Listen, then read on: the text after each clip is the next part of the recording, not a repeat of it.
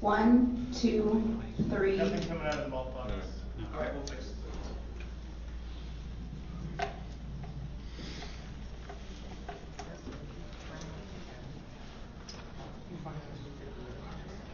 Is it mic or line level? Mic. I have it on. It says mic on the box. Okay.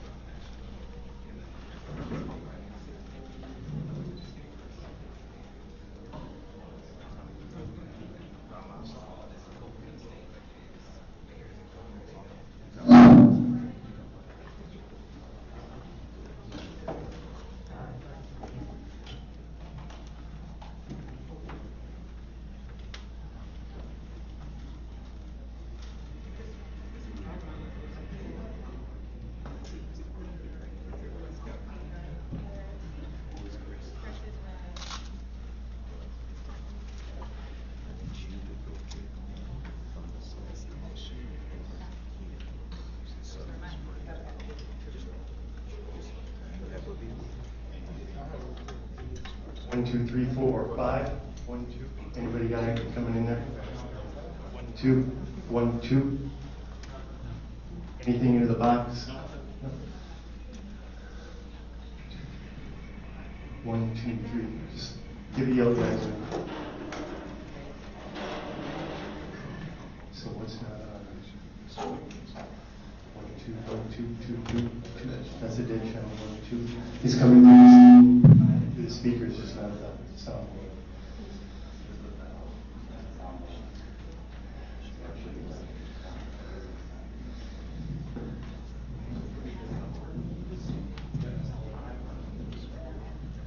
And there's not a mic or line on this anywhere, is there?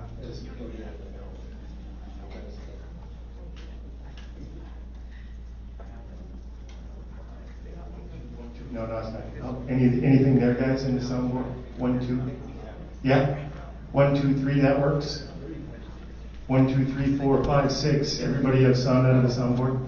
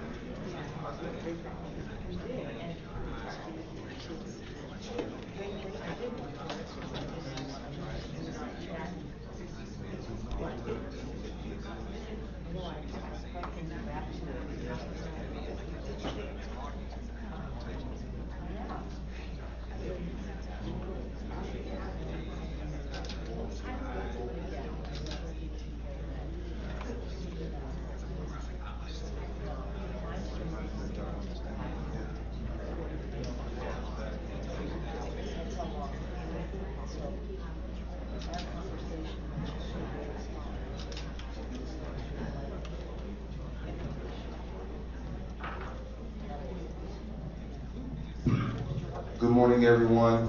Thank you for joining us this morning. This protest, well, this panel, it's from protest to policy. We wanted to bring quite a few familiar faces that you will have seen all over. Many of our panelists have families who have endured the pain and tragedy of losing a loved one due to police violence. They will all give introductions. But our moderator for this morning is Mr. DeRay McKenzie, activist, organizer, educator. We'll start with one introductions. Thank you. Good morning. Folks, you have to talk, you have to grab the mic to talk. Just take it out. Good morning. Katie Jones and Clinton Jones, Corey Jones Foundations. We are Corey's parents. Corey, we are from Pompano Beach, Florida. Our son was killed in Palm Beach County while waiting for a tow on the side of the road.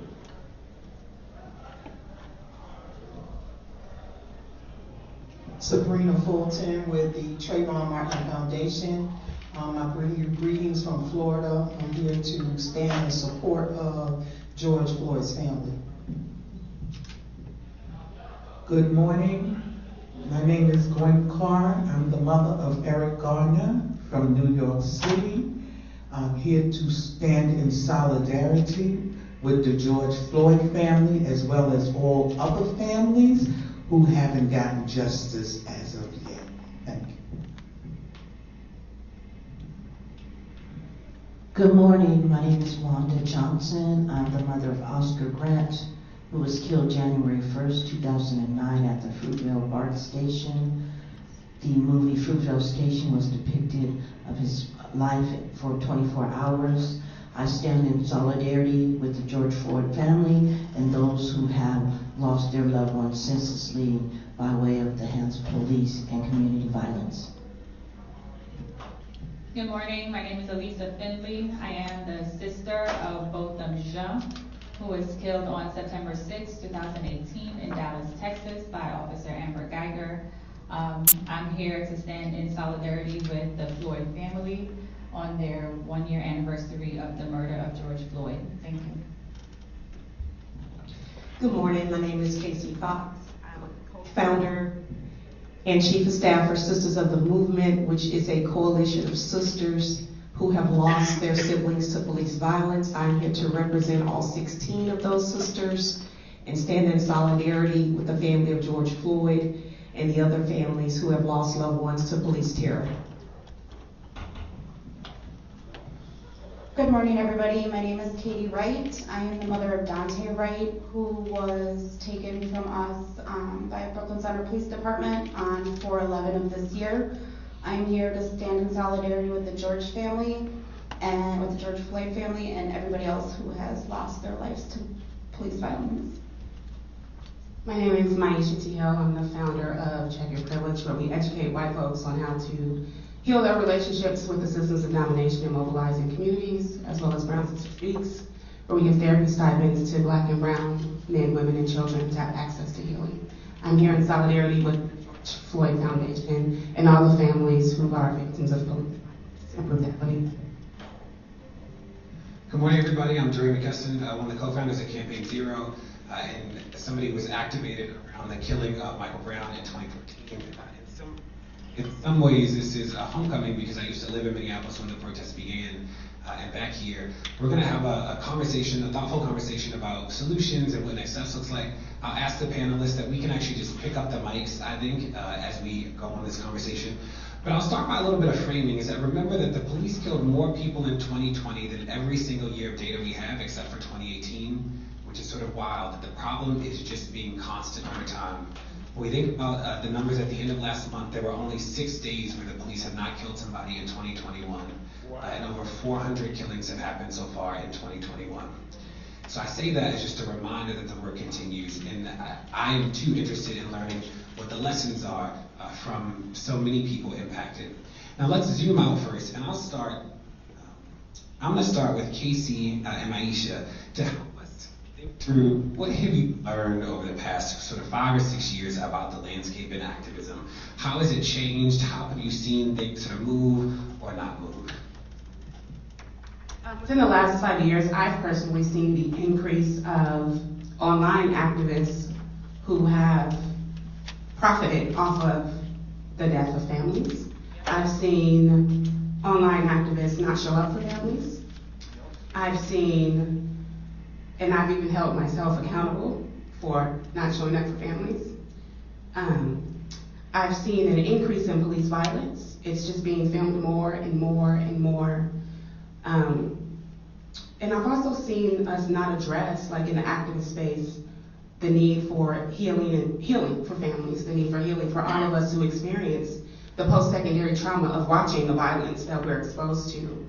And what has changed is the radical movement. Like, people are starting to recognize and realize that it's not a moment, it's a movement. And when we come together and when we get off the online space, and when we support the families and we support one another, and we go out to city hall meetings and we use our voices for change to change policies. I have seen some policies change. For example, in San Francisco, Mayor London Breed has begun a process of, I wouldn't say defunding the police, but changing around the city's budget to what the police can do, like not being first responders to mental health crises in our communities. So that's just some of what I've been seeing in the last 5 years. We have more work to do. But yeah. Thank you. In the last 5 years, I'll echo that. There's been a huge,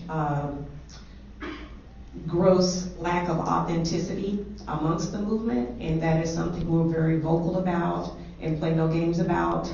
I want to be abundantly clear that this fight is the fight of the families, and as community leaders and organizers, it's our job to follow and allow them to lead, and for us to support with authenticity. I'm very serious about that. Something else that I've seen, I've seen a lot of bone throwing from lawmakers. For example, in Dallas, in Texas, there was an act passed called the Crown Act, which basically tells me that I can wear my hair natural as a black woman. But that means nothing if I'm dead. And so that there has been a lot of bone throwing and lack of authenticity on that side too. Also in the last 5 years, something that I've seen is that we are tending to not be on one accord strategically, in that we are focusing more on treating the symptom as opposed to treating the disease. And the symptom would be the racist police officers and the police associations that are operating as organized gangs. And the disease would be the racist discriminatory laws by way of the United States Constitution. So we need to really direct and redirect and focus on the disease, which is the laws, the lawmakers, and drill down into some of that.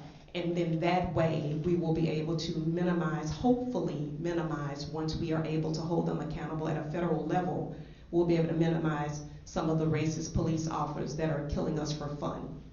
Absolutely.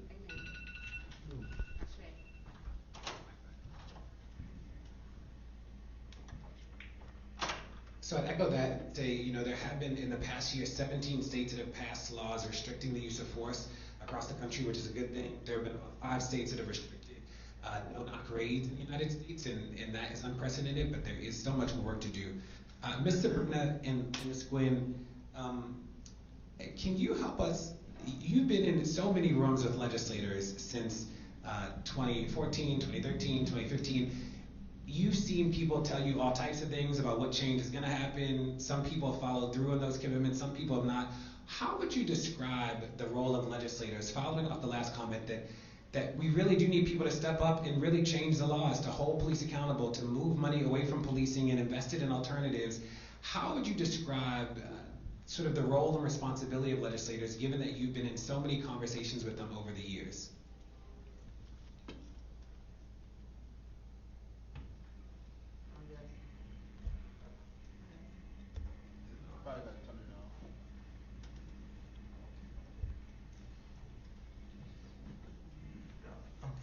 Okay, good afternoon, everyone. Yes, I have been have talked to many politicians, and I have heard many games played by politicians. But you know what? I don't believe in writing letters. I don't believe in phone calls. I do like to get right up in their face. Right. So when I get there, I tell them what my demands are, not my asks, but my demands are. So this is why that I have gotten as far as I've gotten. I've been lied to a lot.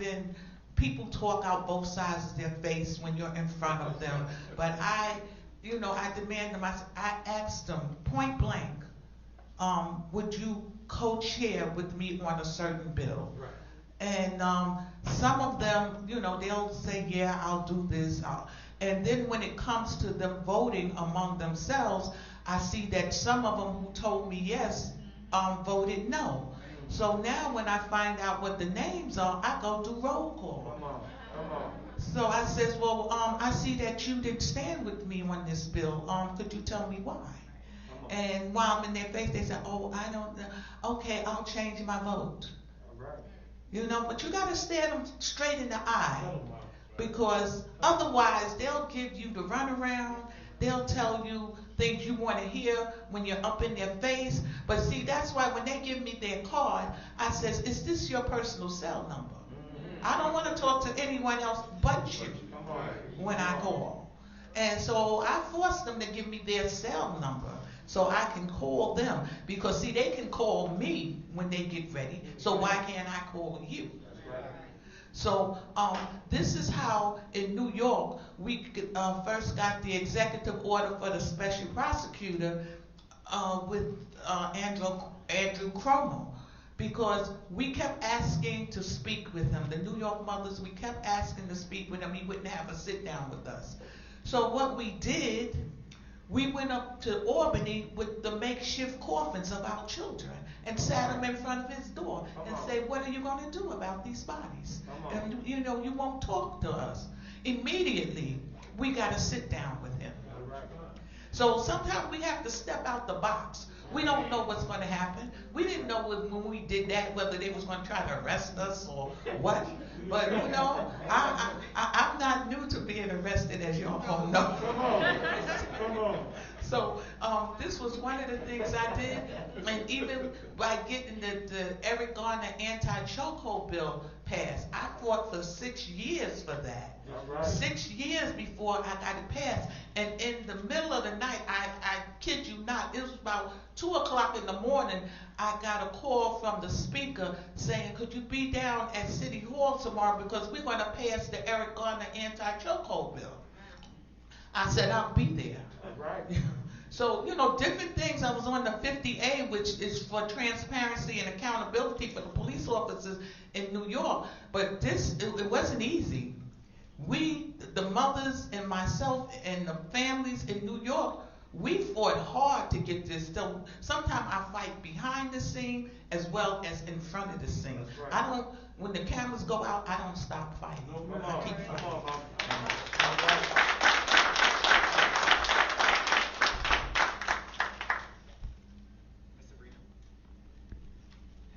Well, she pretty much said everything that I needed to say.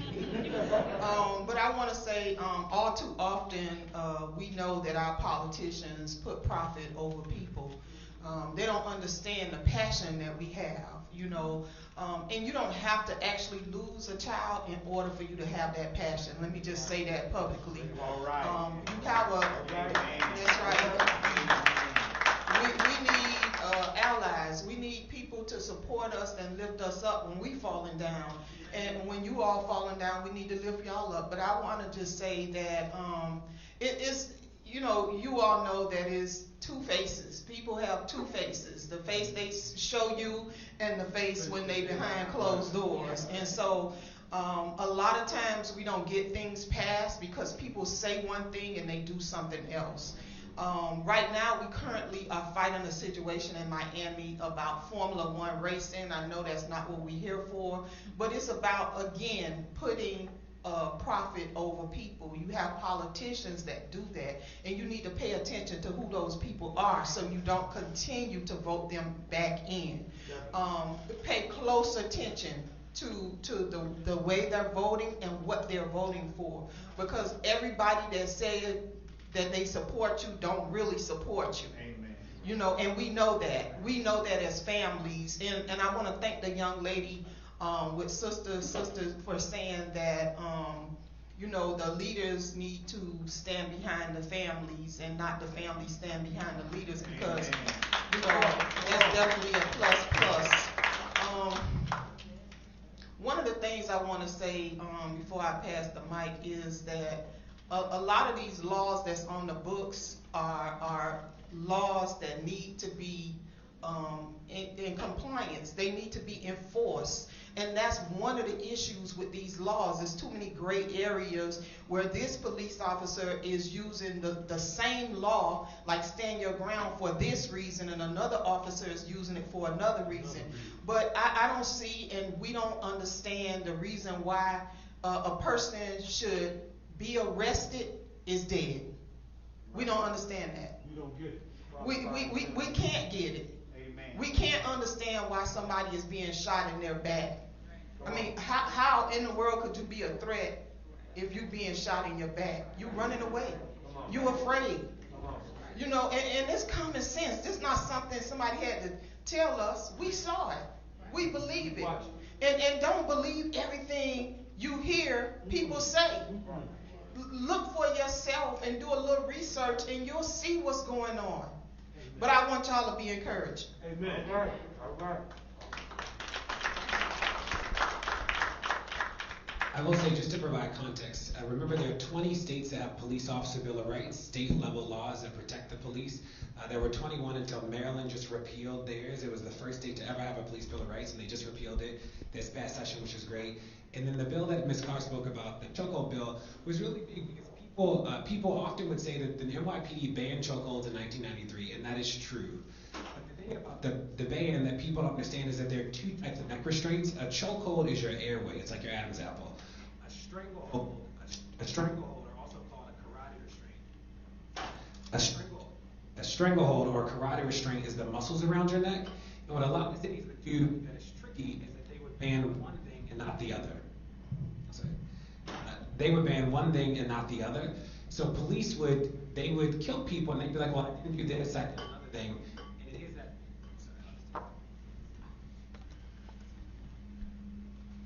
it is that slippery slope that allows the police to get off. And you know, people often say that the police are above the law, and we say that's not true. The police actually just have their own sets of laws and policies, which is a part of the problem. Right. Now I'll go to Mr. Clinton and Ms. Katie. When we look at the murder of your son, there was a conviction in that case. How do you think about accountability? For a lot of people, they would say a conviction is either what they want, or some people would say that we want more than a conviction in these cases. How have you thought about what accountability and justice looks like, given that there was a conviction in this case?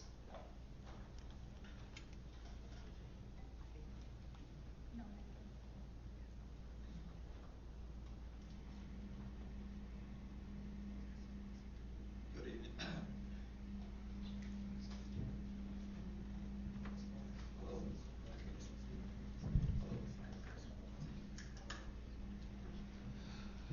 Good evening, everyone. I count it a privilege and an honor to be here and to represent and support George Floyd family. I thank God that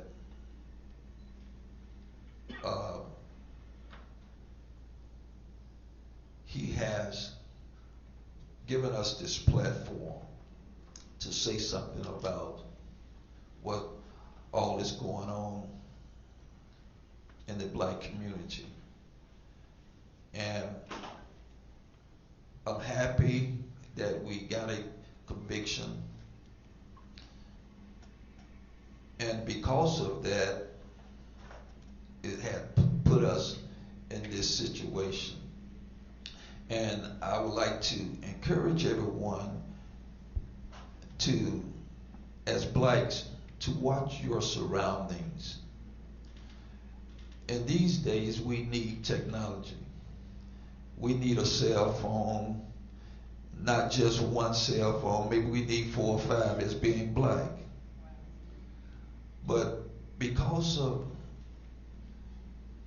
the cell phone that my son had, and he had it on, and it was recording everything that was going on, and because of that, we was able to get justice for Corey. And I would like to encourage everyone to keep your head up, be encouraged. Justice will come. It may take a year, it may take 2 years, it may take 3 years. But we can't give up the fight. We have to keep fighting.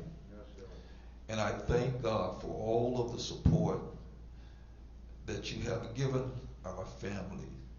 It's hard. It has been over 5 years. In October will be 6 years that our son Corey has left us. No fault of his own, because of a racist police took my son's life. But we have to be encouraged that we will get justice. Amen. Yes, sir.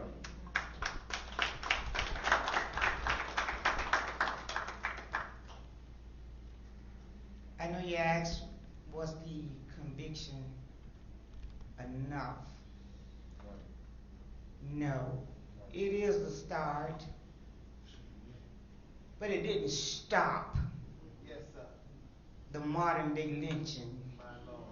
We're not at the end of that noose, but we're at the end of that gun barrel. And so it goes on and it continues on. And we have to mobilize and organize and take ourselves to the streets, to the courthouses, as high as we can go. We have to unify on this across the board. Families have to unify. You have to be transparent, not just with your love for your family member that has fallen, but the love for each other is what would transcend.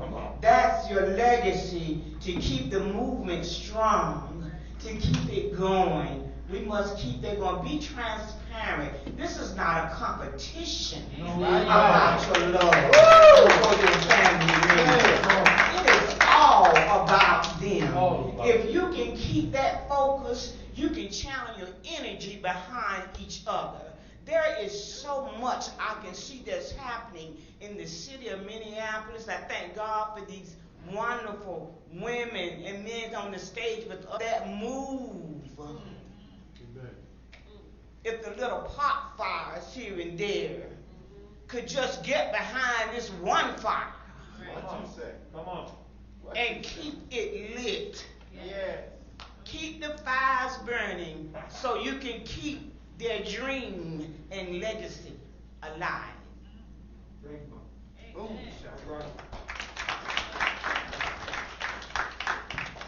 Alyssa? Simple question around this mic. Can we pass her that mic? Similar question around accountability. There was a conviction. How have you thought about what accountability and justice look like? And you know, convictions are rare. The police kill about 1,100 people a year. The highest number of convictions ever in a given year is 11. So, you know, any conviction that happens is actually an anomaly in the overall data set. But Alyssa, how have you thought about accountability, or what comes next, or what is the work ahead? I agree with the Jones family. We did get a conviction for Amber Geiger. It was the first murder conviction of a female officer, white female officer, in some time. I don't look at a conviction as justice. The conviction is accountability, is what should happen. The fact that we celebrate the few convictions, to me, is sad. A conviction should be mandatory if you commit murder. Correct. I think there is still a lot of work left to be done. We still need to apply the pressure. We got a conviction of Derek Chauvin. We're still waiting on the sentencing, because for Amber Geiger, she only got 10 years for killing my brother. But we still need to apply the pressure. Dante Wright was just killed. We need to apply pressure for that. We're seeing the videos now for Ronald Green. We need to apply pressure for that. There is still so much work left to be done, and it's sad that we cannot stop and celebrate what should be mandatory. So I think we need to, like Ms. Jones said, we need to band together and keep that fire going. We cannot stop, we cannot rest, we cannot think that, you know, it's over. Correct. Because there's so much left to be done.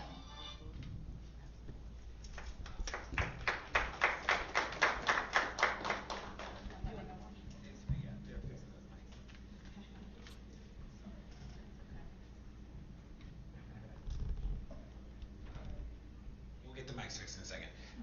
Ms. Wanda, you know, so many of us saw Fruitvale Station, and really it helped us it helped a lot of people enter into a conversation that they weren't necessarily equipped to before. How do you think about the role of the media, or the role of film and TV as being a useful partner in this moment? Or maybe you don't think it is a useful partner. Like, how do you think about the role of the media in terms of helping to tell our stories?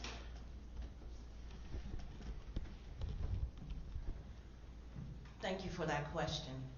The role of the media regarding telling our stories. One of the things that we have to look at when our children are killed by the police, the first thing that is done by media oftentimes is the demonization of our children. Our children do not become the ones that's killed, but in a sense, our society puts them up as if it was justified that they were killed.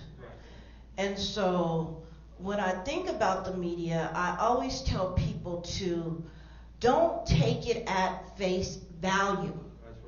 To go and research it for yourself. And when you research it for yourself, don't just research the incident that occurred, but you also have to research the history of policing. Because when you look at the media and you look at all of the lives that's being taken at the hands of police, many times it's spent that African American and brown young men are like animals. They're angry, they're violent, they're perpetrators, and there's a whole list of characteristics that have been assigned to our people. And so because they have been assigned, when the media begins to talk about it, some of those very assigned characteristics that they have been given, the media begins to filter that into the atmosphere. One, you will hear that oftentimes when our people are killed, many times come from the media, that they've been fed by the policing system, that that person was reaching for a gun at his waistline, that person was trying to resist arrest, that person was trying to fight the police, And so when we think about the media, our people have to begin to start our own media companies and begin to tell our own stories, okay?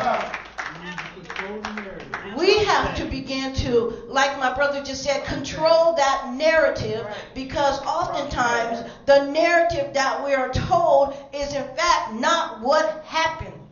And so had we not seen what happened to George Floyd, had we not seen what happened to my son Oscar, it would have just been, oh, they resisted arrest, and it's just another black man being killed at the hands of police because he deserved it, is what would have been said. And so because there was media, or not media, but because there was cameras, it could not be refuted that Oscar was not resisting arrest.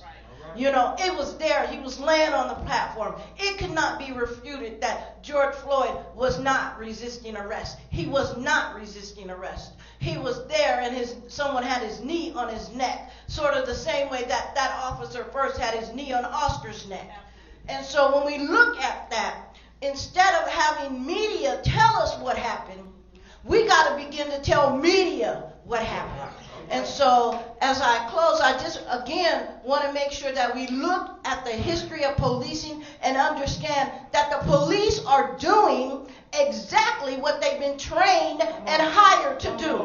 It's no difference than when the police had us when we were in chains and a slave would run away, and then that policing system would chase them, whip them, bring them back, and then even sometimes hang them and kill them. And so it hasn't changed. And so what media has to do is begin to tell the other side our story versus what they're hearing, and coming out, sharing that, and having hundreds and thousands of people believing what they heard when it's, in fact, it is not true. Thank you. All right. Boom.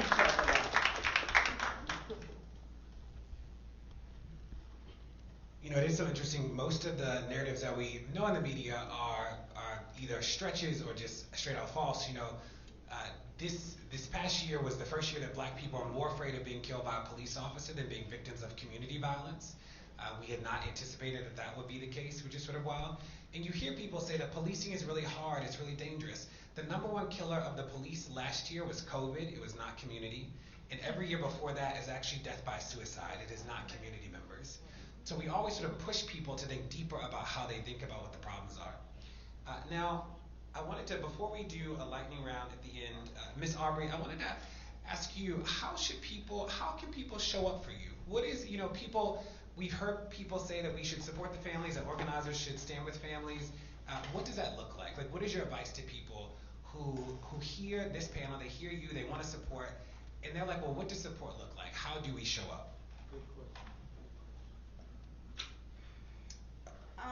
One thing is just listening to the families. I think a lot of times people have their own agendas and they want to get their voices out, whether it's for clout or it's for their own purpose.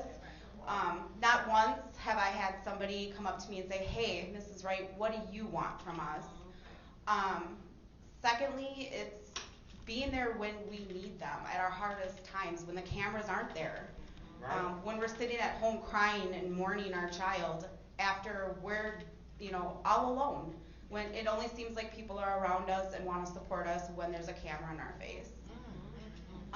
Another thing is just making sure that they're true and genuine, and making sure that the reasoning that they're standing beside us is because they want justice for my son, or they want justice to not have any more Dantes. And on the political side, I mean, standing at our funeral, now what? If they would have passed bills back before this, my son would be here right now. My son would be here. George Floyd would still be here. And now they're just slowly pushing and not passing things that they need to pass. And my heart breaks because, unfortunately, with all the baby steps that they're taking, who's to say there's not going to be another Dante? Police reform is a big thing that needs to happen, and I think that when people are out there talking about it, they need to talk about that. They need to talk about holding police accountable. They need to talk about making sure that you know, the families have the support in that. And that's kind of. Well, let's do a lightning round. We'll ask everybody, what do you think comes next? And what advice do you have for people who are continuing the fight and want to stand in partnership? So what comes next, or what have you learned? So you can choose in this lightning round. Sort of closing thoughts as we think about the path forward. You know, the numbers are sort of staying steady. We have a lot more work to do. You know, it's interesting when we think about Brooklyn Center, the police actually kill more people in suburban communities than almost all other communities combined. It's not cities.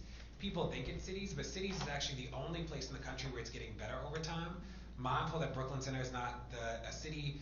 We think about Ferguson as the county. In Maryland, Baltimore County police killed more people last year than every jurisdiction in the state of Maryland. It wasn't Baltimore City. So the way we talk about where the problem happens is also different. But we'll start over here. So advice you have to people, sort of, or what you think comes next, or learnings.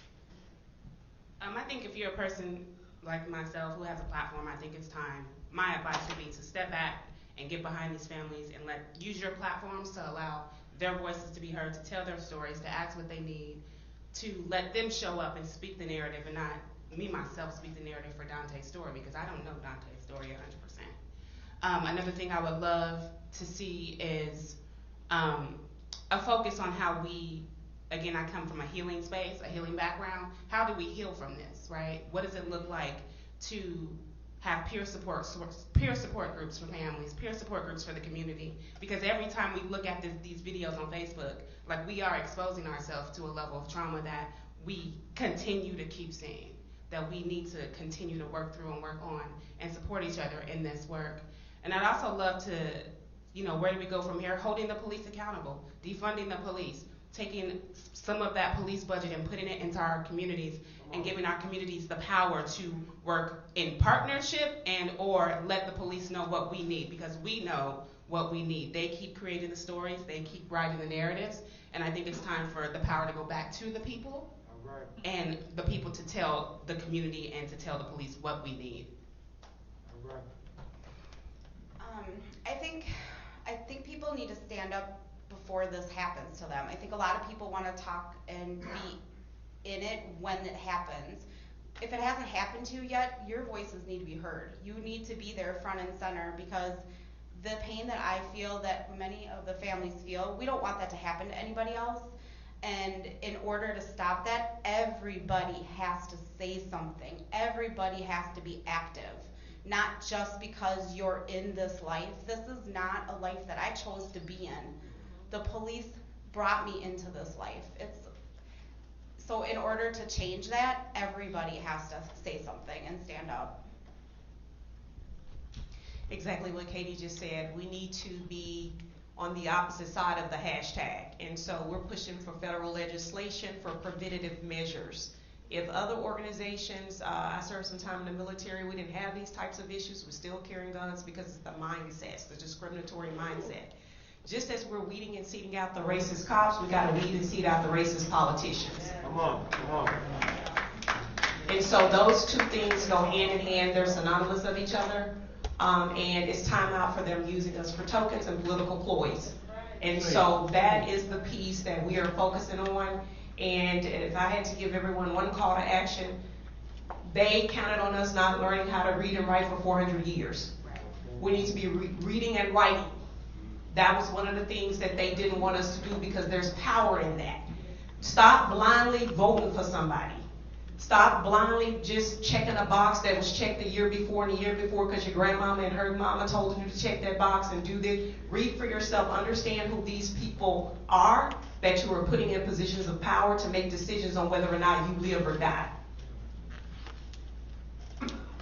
I think what needs to happen now is, like the other two ladies said, we need to keep applying the pressure. We need to stop showing up only when someone is dead. We need to show up before someone is dead. So right now, everyone is on a high from the Derek Chauvin verdict, but we still need to keep that same energy and start applying pressure to our politicians, to our federal government, so that we could have policies in place to prevent this from happening. Because I wouldn't wish this feeling on anyone. I wouldn't wish PTSD on anyone, anxiety on anyone, depression on anyone, because this is what I go through on a daily basis since Amber Geiger walked into my brother's apartment and killed him because he was black. We need to stop that. And we need, like I said, apply the pressure. Don't take your foot off the gas just because we got a conviction. And I just want to echo what my sister said. There's a quick story I want to tell real quick. There was a young man named Nehemiah who was on the wall, and there was opposition coming against him, and he would not come down from the wall no matter what happened. And so as families who have lost loved ones, we have put a conscious thing in our heart to not come off the wall, to stay on the wall, ensuring that our voices are heard of the injustices that are taking place in our community and in our society. And so we're asking the community of audience in this place to make a commitment to get on the wall with us and to stay on the wall with us, no matter what it looks like, no matter what it feels like, no matter even if it seems like, oh, we're getting victory because somebody got convicted. No, we still have to fight and stay on the wall no matter what it feels like. Because until the laws are changed, until more police are being convicted, we will not see any change take place until we continue to band together and stand up and say, we're not going to take it anymore, no matter what it looks like, feels like, or what I think or what I see, because we know that victory is only when we come together in unity and work to change the status of this community. Come on.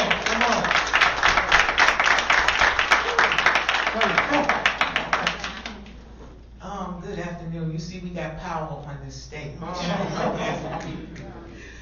Yes, I just want to say I would like for the media to stop only running to as a quote unquote high profile case. See, as they see us up here on this stage, we are only the face of what has happened around the United States and other countries. You know, they'll say, I had a fellow from the media ask me one time, I was in Philadelphia at a case which wasn't, they call high profile. And he asked me, he says, Ms. Carr, I see that you go to all the protesters and the press conferences of high profile cases. But just so happened that day, I had on a shirt that had like 200 names on it. I said, do you know any of these names that are on my shirt? I said, some of them you know and some of them you don't. These are people that I have come in contact with through my journey. And it's not only the ones that you so-called high profile. Because to me, all cases are high profile. So I go wherever I am needed. That's why I go all over the country. Sometimes you see me and sometimes you don't. But yes, they're not there at the ones that they don't consider high profile. But I consider you, all my sisters and brothers who have fallen children and fallen family members, you are all high profile to me.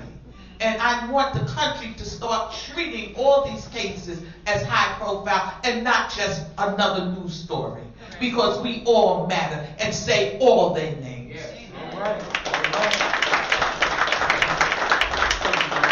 I just want to say real quick that even though you see us up here, we represent so many other families, like Ms. Gwen just said. You know, we can't even fit on this stage. There's so many families and so many families that we are connected to.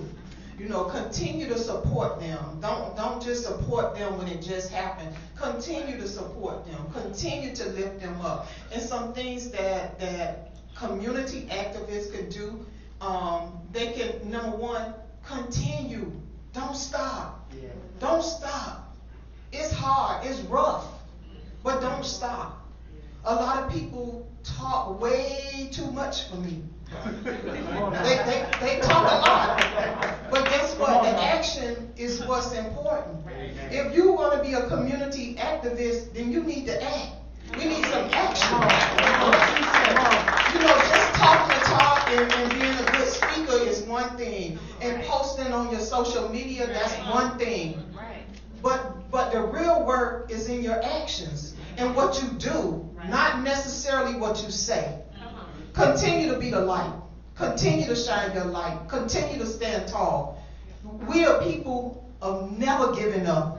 We are never giving up because I grew up with a grandmother and great grandmother and a mother, and they never gave up, and neither will I. All right.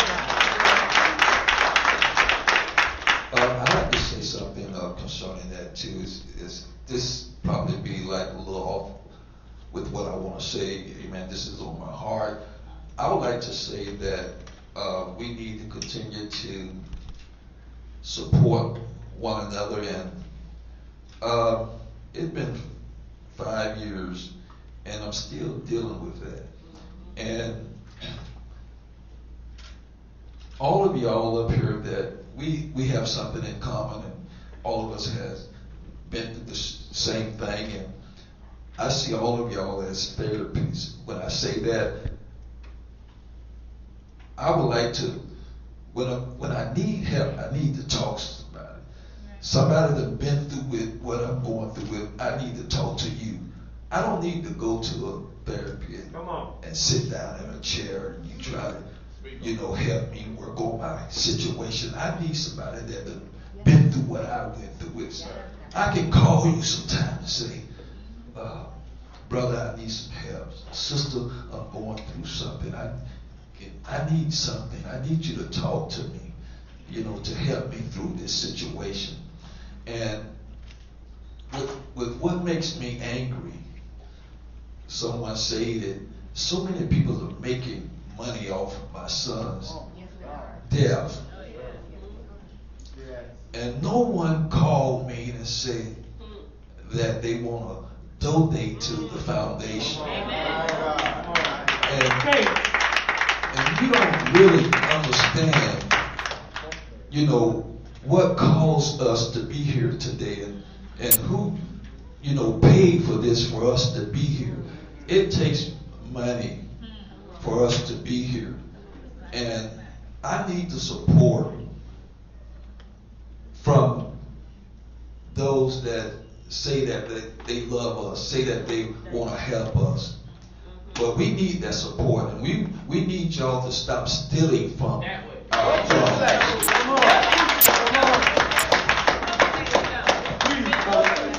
That's what's on my heart. It's on your heart.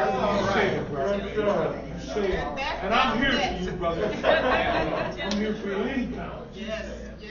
Anytime. Boom, shakalaka. Amen, preacher. Amen. We need to come together and cancel the devil's assignment on our people's lives. We need to do that. A lot has been said already. I'm not going to overshadow any of that. But we do need to form that bond of unity. We just can't say it enough. The bar has been raised. One thing that I have observed, history reveals this. We are marching and we are protesting, we're doing things, and still a lot of things have not been changed. But what they have not changed, and that means that the mobilization, the organization, but some strategizing has to be done, because they come to us the same time, the same way, every single time. Come on. They were ready for us over 60 or 200 years ago. Come on. So we got to bring our minds together. Tell it. So that we can do things different, so we can't just be crazy. Right. We can't be crazy. They have so much money, they have mobilized and got behind, they just call them eccentric. My God. But they call us crazy. Crazy. But I say today, we canceling the devil's assignment on our people's lives. There will be victory. All right. There will be victory. Yes. Thank you again to the George Floyd family for inviting us here. We stand with you in solidarity. It's so hard to see you. We had audio tape, but we could not imagine the shoes that you were standing in to see your father, brother, uncle, cousin, nephew, just over and over to die so many times. That ain't right. That ain't right. Again, our prayers continue to support us and not just let us be a face, but let us be a movement that's complete, and we to complete it until it's finished.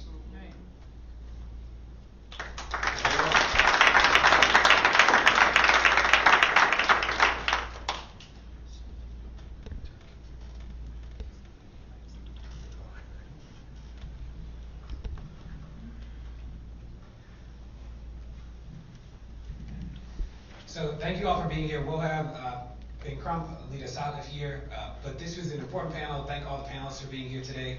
We'll do one round of applause. Thank you for being here.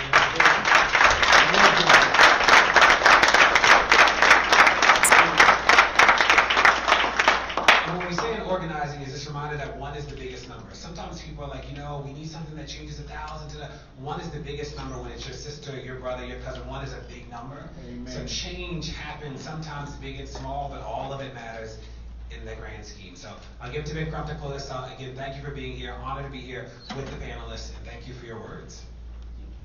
Give a big round of applause to DeRay McKissick, my brother who's been on the front line for a long, long time.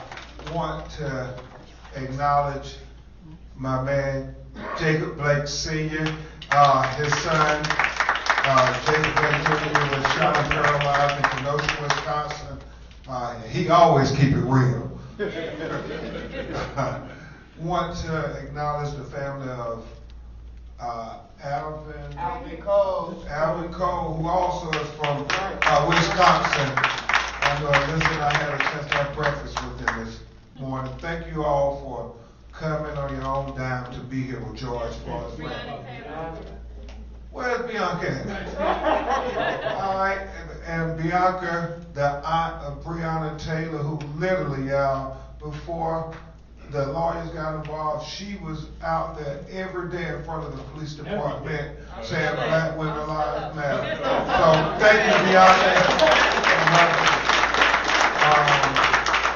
I understand Micaiah Bryant's family is present with us.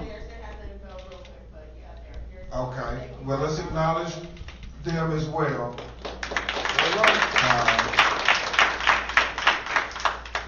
Anderson family in the building too. Please acknowledge them.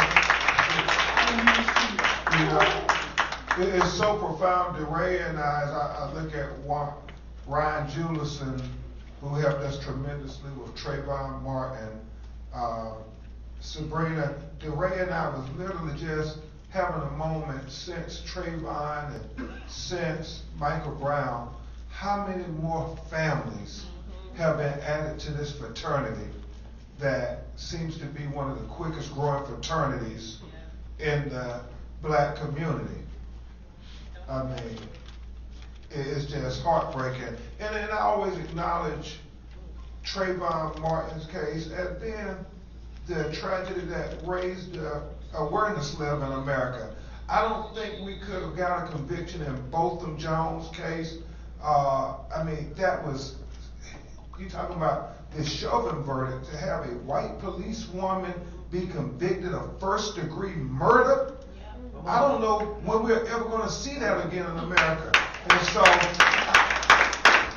I don't think without Trayvon we would have got the conviction in Botham or in Corey Jones. First time in Florida that a police officer had got convicted of killing a black person in over 40 years. And so I think all of that is we continue to lift up each other. As I said many times, I don't think we would have got the conviction of Derek Chauvin without Trayvon Martin's case raising awareness. It was the impetus for Black Lives Matter, and then what DeRay and the activists were doing and Ferguson doing, Michael Brown, it just keeps raising the consciousness level to say that we won't let you sweep us under the rug. And we have to always remember every family matters, every case matters, every protest matters, because it helps the next person get a little more justice. Because it's a journey to justice, y'all. It's a journey. And you know, on a journey you can take 2 steps forward and then you might have a step back, but always you keep going forward on that journey to justice. And that's what it is. I thought the Chauvin trial was certainly very landmark. It was significant on the journey to get equal justice under the law for all our people, not just some of our people, but all our people. And that's so important that we remember that it's always about all of us. When we say this word with liberty and justice for all, well, we got to make America live up to that. It can't just be rhetoric. It got to be true. It got to become reality for black people and brown people and native people. It can't be just liberty and justice for white people. It really has to be all of us if we're going to live up to the high ideals of this country. I have to acknowledge Adna Marsland and Jakari and Uzoma. Yeah, raise your hand. Please raise your hand. Yeah, and everybody who worked on this great day and this great event and yesterday. Without them, it's always a team effort. I have to acknowledge Attorney Queen, salute. Antoinette, thank you. I have to acknowledge Attorney Tony Ramanucci. It's always a team effort. He and Chris Stewart was our co-counsels working on behalf of George Floyd's family. I don't know if Attorney Jeff Storms. It's always a team effort, y'all. Nobody does this alone. Najee, it's good to see you from Los Angeles. So many people play an intricate part of us getting some measure of accountability. I've heard Ms. Carr say many times, a lot of people say, now justice would be my child coming back home. Right. So all we can get is accountability. Right. And so we fight for accountability to try to have them stop killing us. Yeah. And in conclusion, I would say, I literally, well, Bridget, you know, man, the death and dying experience for black people in America, it's just different. Yeah. Yeah. It's just different. I don't think our white brothers and sisters can even fathom our reality because it's so foreign to them. Right. And I think that's what was so important about George Floyd, because when we watched George Floyd being tortured to death for 9 minutes and 29 seconds, and our white brothers and sisters saw it, Stephanie, it was like, they was like, oh, this is real. They couldn't fathom it. You know, after the first minute, you have second minute, knee still on the neck, the third minute, the fourth minute, the fifth minute, the sixth minute, the seventh minute, the eighth minute, the ninth minute, DeRay. I think they couldn't imagine that happening to a human being. But for every black person I talk to in America, they understand, Sabrina, but by the grace of God, that could be me. Yeah. I mean, that is our reality. Every day we wake up in America, we know that there are many cases far worse than George Floyd that nobody just wouldn't believe us. Right. You know, and so when you think about that, that's why we have to continue to think about our experience. I know Bridget, her brother died at the anniversary of yesterday. Apparently she lost her mother's birthday. Her mother died the day before her brother died. And so you just deal with a lot of it. And so she is going through a different kind of grief at the moment, but she wanted to thank you all. George Floyd family who's present with us, would you all raise your hands and be recognized? Any Floyd family present? Okay. Well, we want to thank some cousins who are here. The last thing I would say in conclusion is we are dealing with this George Floyd Justice and Policing Act. We were just talking with some of the senators and their offices there that continue negotiations. Katie, Alyssa, as we discussed, they're going on a 3-week vacation starting next week. We can't lose this moment, y'all. We can't lose this momentum. It has been 57 years, D-Ray, since we had meaningful police reform in America. We got to watch everything, y'all, to make sure it's meaningful, because Katie, everybody up here, your blood is on that bill, this legislation, literally. And so we don't want to have something just to say they signed the bill and George Floyd. No, it got to be meaningful. It got to include Breonna no-knock warrant legislation. It got to include the chokehold legislation. It got to include the Andre Hill body cam and Corey Jones body cam video from different parts of the state. It got to have all these components in it to make it meaningful. And so it is an opportunity for us. It's a moment. And I would tell you, if we don't stay on them, it will pass. 57 years, every year in the United States Congress, police reform comes up. It comes up and nothing happens. And they move on. Right now, we have people who are elected in the House, the Senate, and the executive branch. Don't know when we're going to have that again, y'all. So we got to write letters, we got to talk, we got to do everything we can so we don't lose this moment. Amen. We cannot lose this moment, and we got to educate ourselves. Tony, we always talk about you have to engage the community, you have to educate the community, and you have to empower the community. The reason that's so important, y'all do understand when qualified immunity came to America and became the law of the land, it was held as a victory in Garner v. Tennessee. It was held as a victory because that case went up to the United States Supreme Court, and it was talking about it's illegal to shoot a person in the back running away. And of course it was a black person. They shot in the back because they don't shoot white men in the back. That's right.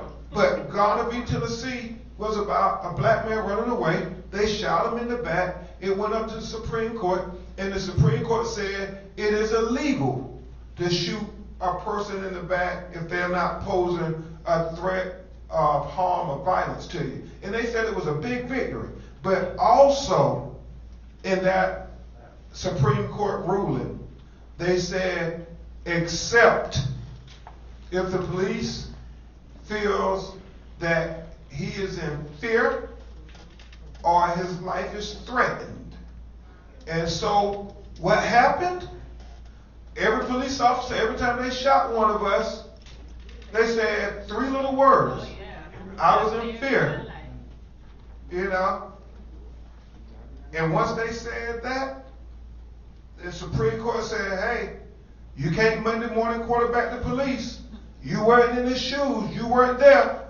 And no matter how much objective evidence we had, they dismissed the cases based on qualified immunity. So we have to educate ourselves Right, Tony? Right, Jeff? We have to educate ourselves on this stuff. And so I believe because of your efforts, I really believe this, we're going to get this George Floyd Justice and Policing Act passed. And I think it's going to hold more police officers accountable. Will they stop killing black people? Probably not. But at least, hopefully, more of them will go to prison when they kill us, and that will be a deterrent effect where they think twice before they pull the trigger. Because this really is about the future. And I'm going to ask Attorney Hill to stand up. Yeah, this is what we're fighting for. You wanted to know what we're fighting for. This is what we're fighting for. That's right, Attorney Hill. Tell them what you're going to do when you grow up, Attorney Hill. I'm going to be an attorney. Very much. Thank you. Oh, yes, you can. Attorney Hill. Okay. Thank you for this opportunity to speak, Crump. I would like to say that racism is very bad. Racism is very, very bad because what's happening with Biden right now is worse. He's sending billions of dollars to Israelis to bomb Palestinians, and that's just horrible. You don't send people to bomb other people. Listen, that just makes me mad. You can't give money to people to kill other people, but then not arrest those people for killing other people. Like, with the Derek case, like, man, this man did get, like, he just got mild, like, a 3-year in jail thing. He didn't even get, anyway.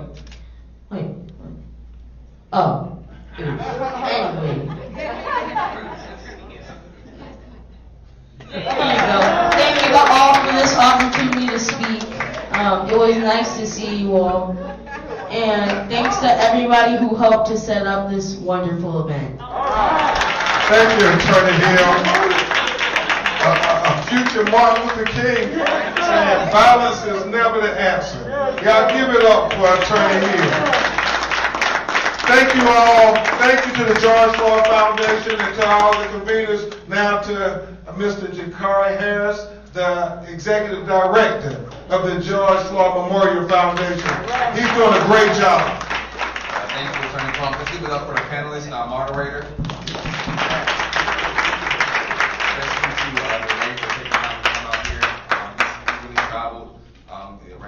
Traveling and lodging on its own, so we truly appreciate your hard work. I'd like to have our volunteers and our interns to stand up. Can we give it up for them as well? We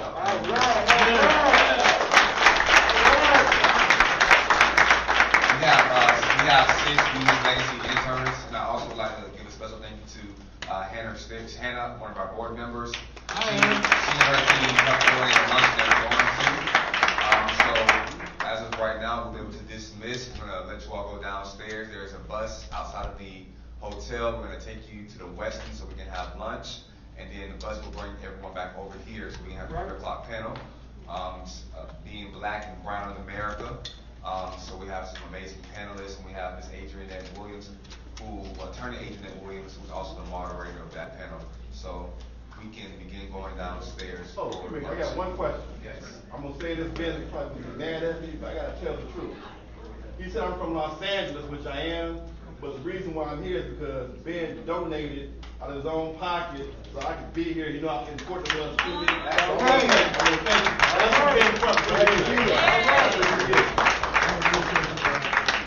All go downstairs and go for the bus.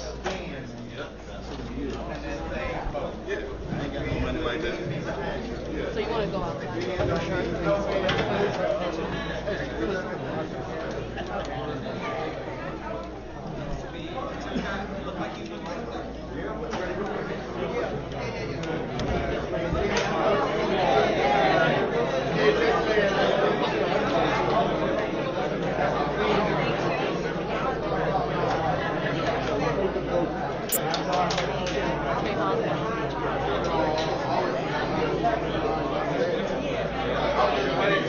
Okay,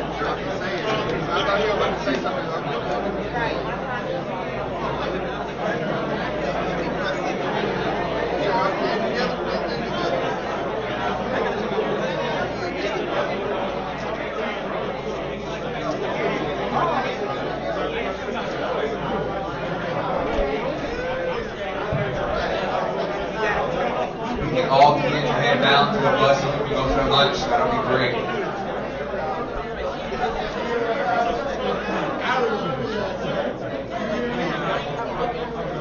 Hey, Ryan, come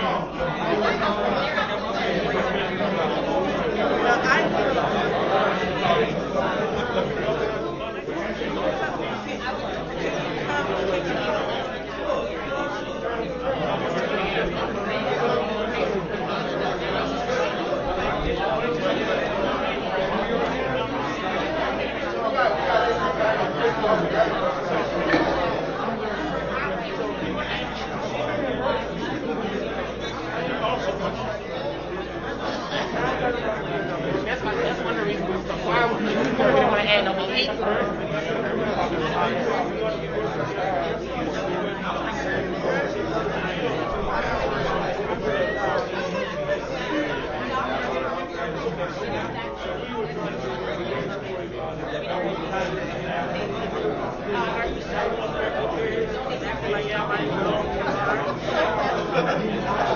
on.